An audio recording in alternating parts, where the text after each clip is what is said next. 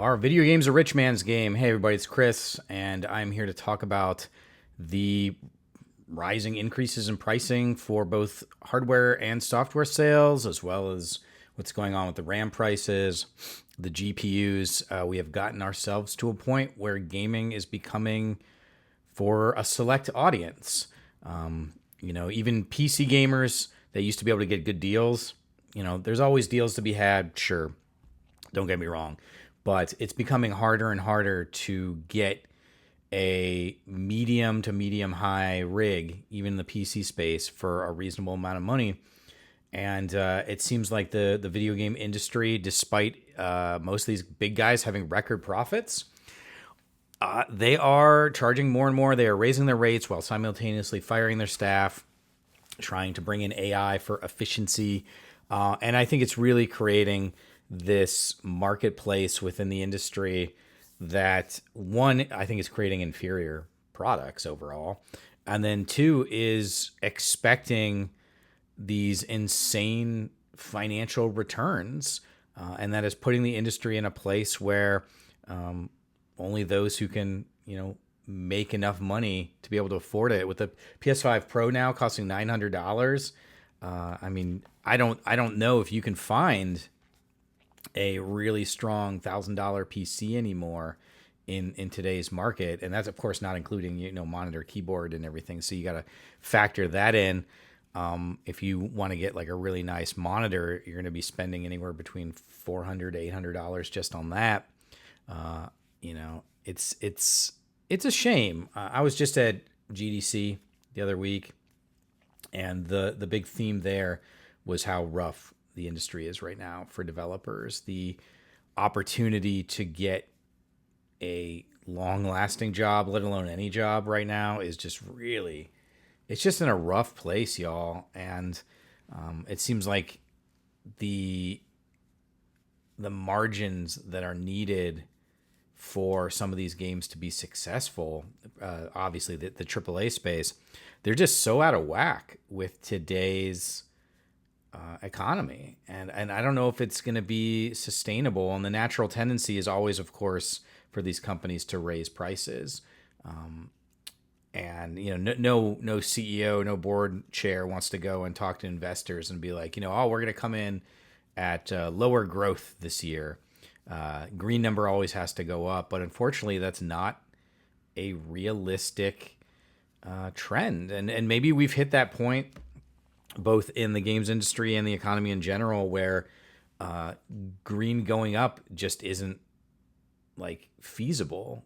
Obviously you can have a little bit of growth, but where are the days when you could get 5, 6, 8% growth and consider that like a really strong year? Nowadays, investors are looking for like 30, 50 plus percent. And you just can't keep doing that without cutting corners, I think, on the quality of the product or introducing monetization schemes that are a detriment to the game design of the game. It's very hard to do that. Now, there are some companies that do it. I'm a big fan of like Grinding Gear Games with the Path of Exile series. I think they have a really strong community that allows them to keep the game free, and then they can keep releasing new content and their expansions, and they're working on Path of Exile 2 right now. So it can be done. And when I'm talking to our portfolio teams in our accelerator, incubator, or GDEX, I'm always putting in people's minds, you want to create a long-term sustainable business. That is your goal. Your goal is not to try to get 50% growth year over year so you can, IPO out and then exit to some hedge fund or, the Embracer Group or whatever. I mean, if that's what you want to do, if that's how you want to build it, that's cool. I ain't going to tell you how to run your business, but I think that for the vast, vast, vast majority of us, we are trying to create a long-term sustainable business that will be able to be around for a while. Multivarious started in 2012, and we're in 2026 right now, so we're almost at 15 years. And it's rough right now, and we've had rough, bumpy times before. This is probably one of the roughest we've had just general economy-wise. The big boys aren't spending money on external devs. There is really no financing. The federal government's grant programs are a hot mess right now. And most of our educational and healthcare partners are feeling the pinch, so they're not spending money on projects. So it's pretty tough, and we're seeing that one of our partners does interactive exhibits and stuff for like children's museums and hospitals and things. They're having some tough times. It's just rough, y'all.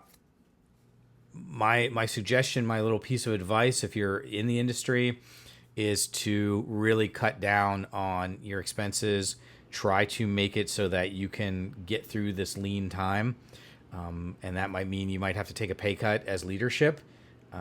You might have to go down to bone dry salaries.